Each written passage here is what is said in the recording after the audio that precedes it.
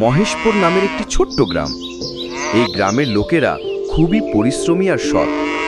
এই গ্রামেই থাকতো রাহুল নামের একটি ছোট্ট ছেলে। সে পড়াশোনার জন্য হোস্টেলে থাকলেও প্রত্যেক গরমের ছুটিতে সে তার বাড়িতে আসতো গরমের ছুটি কাটানোর জন্য।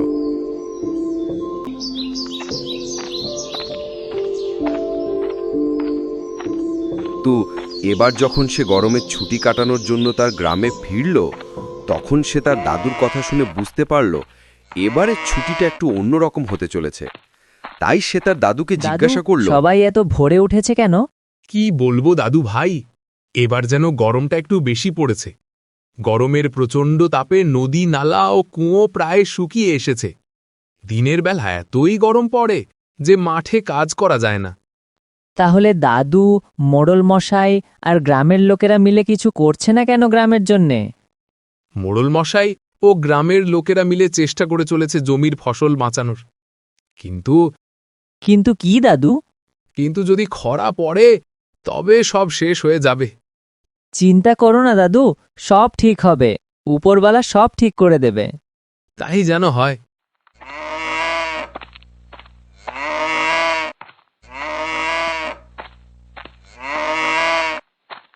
বাবা, তুমি এত ভোরে মাঠে এলে কেন?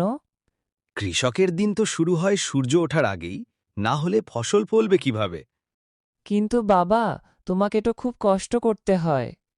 হ্যাঁ রে, কষ্ট আছে, কিন্তু এই কষ্টের ফলই আমাদের খাওয়া বাঁচা।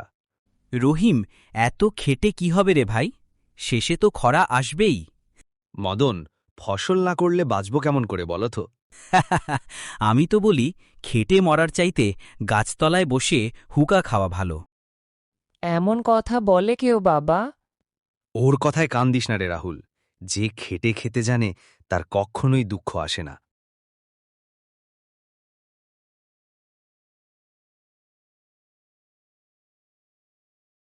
দাদু, আজ মদন কাকার কথা শুনে খুব রাগ হচ্ছিল।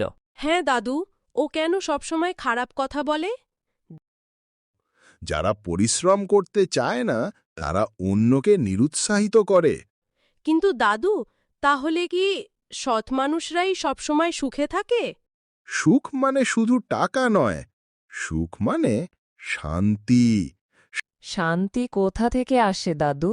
শান্তি আসে সততা, পরিশ্রম আর ভালোবাসা থেকে। আমি চেষ্টা করব আমার গ্রামকে আলোর পথে নিয়ে যেতে।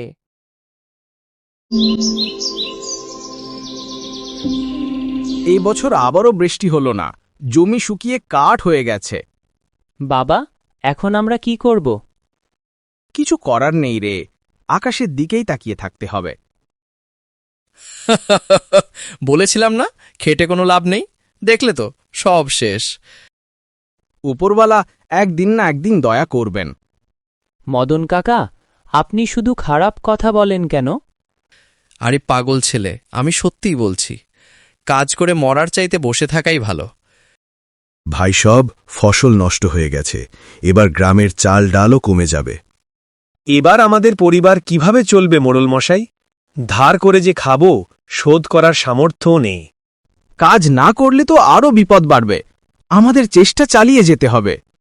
চেষ্টা করে লাভ কি? ভাগ্য খারাপ হলে যা হওয়ার তাই হবে। মদন, সবসময় নিরাশার কথা বলিস না। গ্রাম একসঙ্গে চেষ্টা করলে উপায় বের হবেই।